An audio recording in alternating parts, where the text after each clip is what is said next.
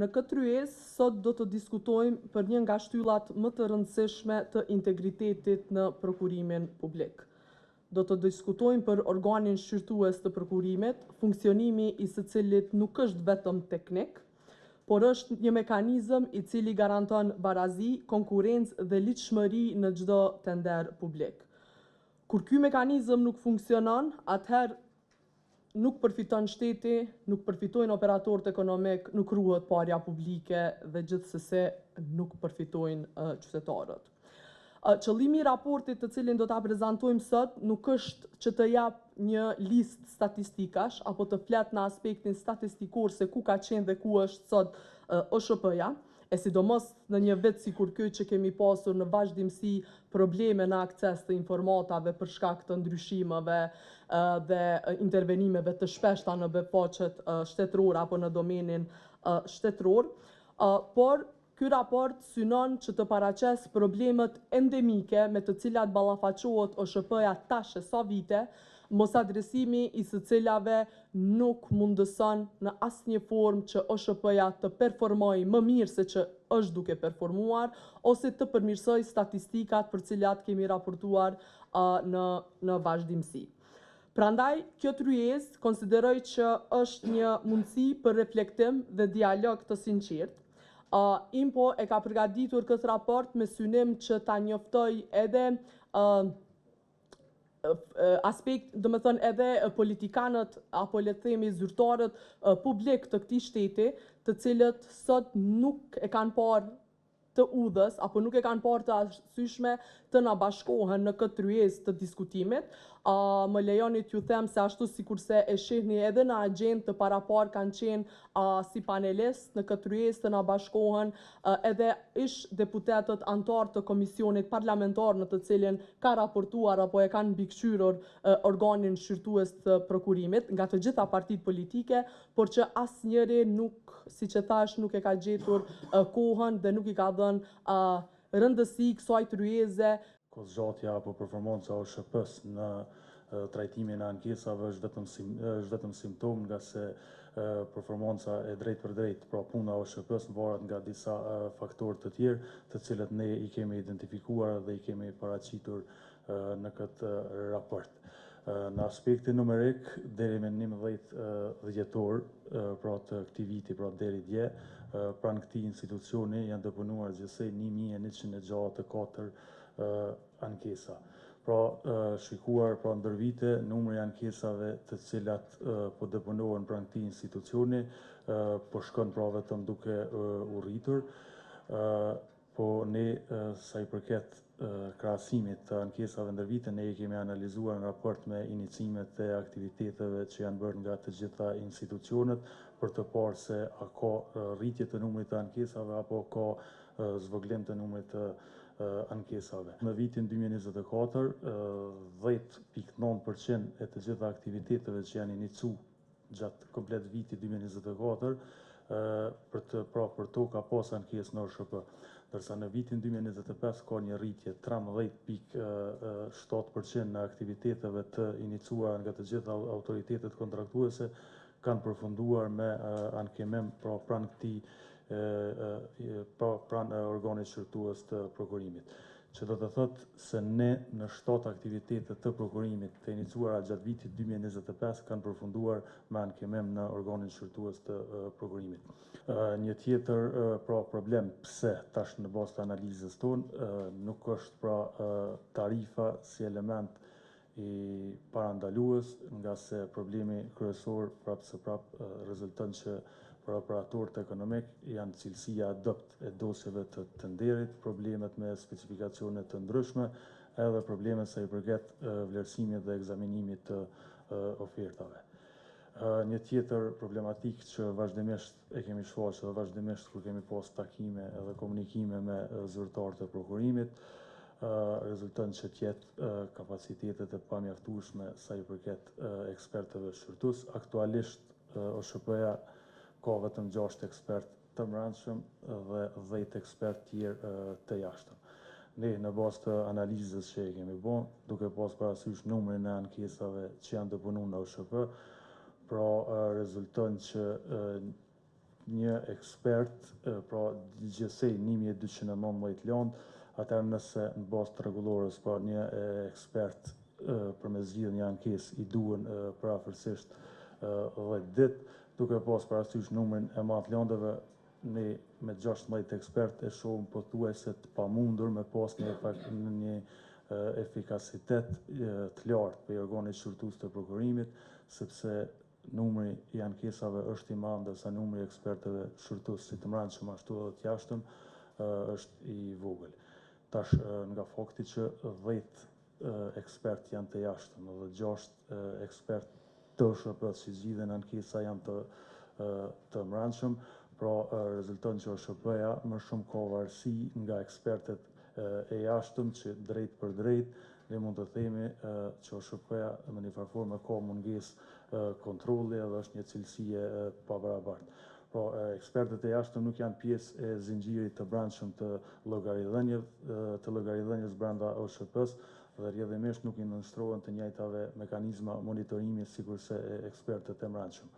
Gjithashtu, ne kemi evidentuar që vazhdimisht ka mospërputhje në mënyrën e analizimit të ankesave dhe dhënies së rekomandimeve, po ashtu edhe raporti i Komisionit Evropian, po ashtu edhe raportet e Sigmës kanë konstatuar që OSHP-ja është duke unë varë shumë a shumë nga ekspertizat e jashtme se sa nga ekspertizat e brendshme. Është fakt se një problem, me thonë, jashtëzakonisht i rëndë që nuk pëmujmë ta zgjidhme që po përsëritet në vazhdimsi, si që tha është çështja e vonesave në vendimmarrje.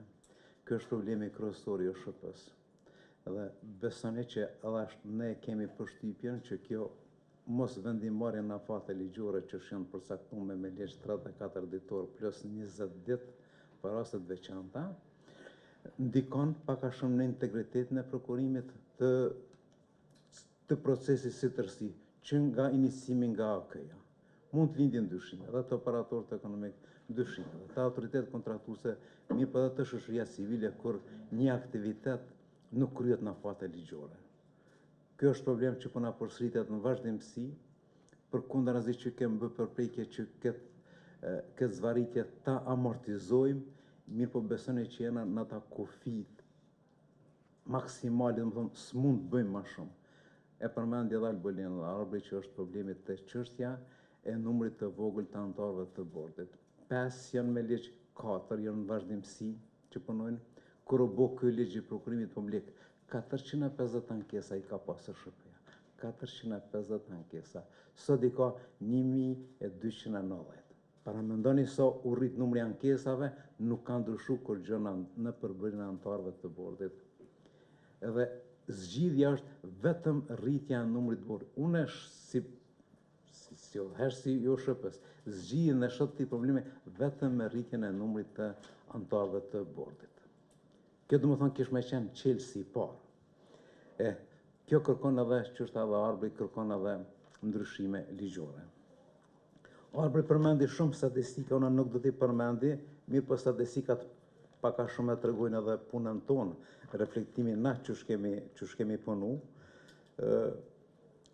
Po shkoj të vendimmarrja për këtë vit, këta indepia, INPO, dhe më thonë në raport në tyre e nxjerr statistiken vetëm për panelet kur kanë nxjerr vendime meritore, mirë po na kena edhe vendime që janë jo meritore, dhe na i kena për nevojë të takimi kena nxjerr të dy statistikat, sa na kanë mundsu koha dhe hapësira, pasi që jena ende, dhe më thonë, në proces nuk u mbyll viti kalendarik, edhe ato sakta do të reflektojnë sigurisht vitin e ardhshëm.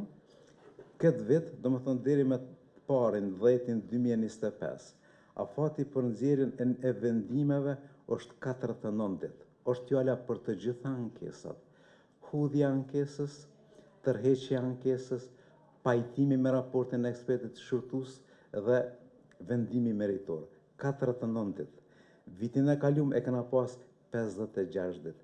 Ka një lëvizje e vogël pozitive. Mirë po kjo është e pamjaftueshme. Afati i zgjidhjes së një ankese është 56 ditë. 56 ditë është. Këtë vit do më thonë deri me parin 12. OSHP kanë nxjerrë 1034 vendime, plus 200 vendime të ankesave që janë bardh vitit 2024, që janë 1234 vendime.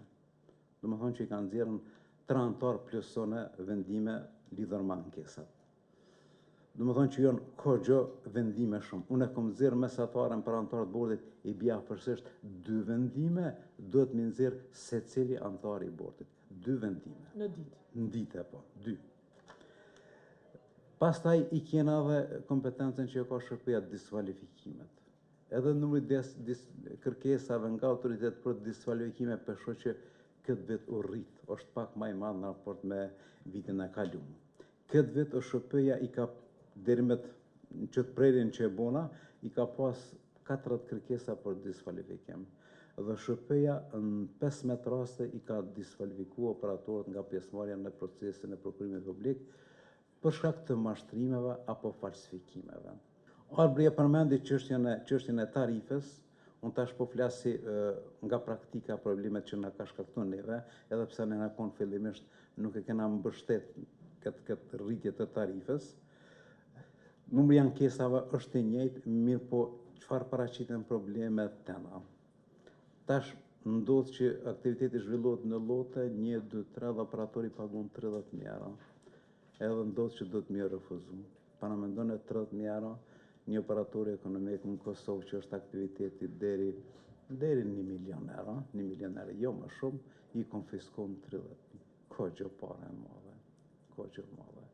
Edhe po do të më mendu edhe për këtë pjesën qysh m'ja konfisku 30.000 euro, e vret që ankesa ju ka refuzu. Ti shkon me djetrën 15.000 është një çmim më i arsyeshëm po mendoj. 30.000 kena raste ko veç për tarif që ja kontestoj.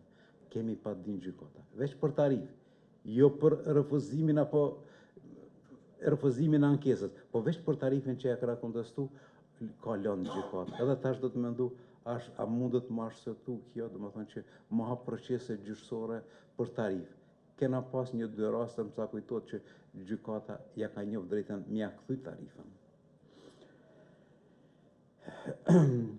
Problemet që i përmendi lidhën me kërkesat e dosjes së venderit i përmendën që ka kontestime posaçërisht të kritereve. Afër 30% të ankesave janë të ankesave në kritere. Edhe këto lindin pak a shumë dyshimet të operatorët ekonomik, nga njëherë edhe me të drejtë edhe shoqëria civile së i përcjellë ngritën shqetësime për kritere. Janë diskriminuese, janë kërkesa që zvogëlojnë konkurrencën e lirë në treg, dhe po ashtu edhe me këtë elementin e ndoshta të ekonomizimit nëse aktiviteti i prokurimit ka aq shumë kërkesa të rënda sa që e drejtojnë pak a shumë, ndoshta edhe mundësinë që kush me qenë fitues. Këto kriteret, do më thonë, në 25% të rasteve, do më thonë, të ankesave, na i kena aprovu edhe kena kërku që autoritetet me ndryshu kriteret të dosjes së të nderit.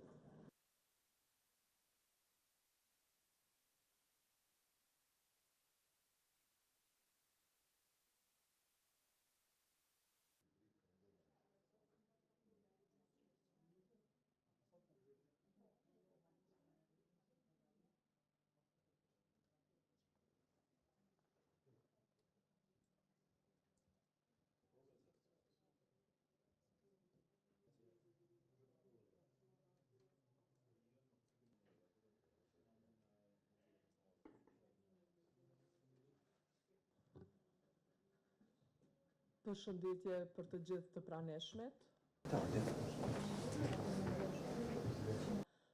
Koalicioni i organizatave, siç e pam, problemi në SHP me mbi 1100 ankesave vit pas vit të Hasanaj.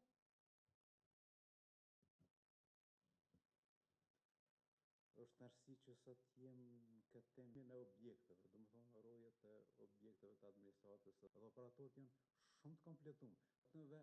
Edhe diçka që jashtë ligjit, që mundet ta cenoj integritet. Jo në mata publike edhe oje që janë specializuar, se nganjëherë ndoshta na nuk ja kem qelluar ndoshta me Për këtë vit kalendarik i kena 70 vendimet tona, vetëm 5%. Kur ta merresh me 1230 që janë anulu vendimet e shqipës dhe në gjasë raste kanë marrë mas në procesin e prokurimit. Marrëmi kërkesa për autoritetet shpejtone procedurën, po edhe për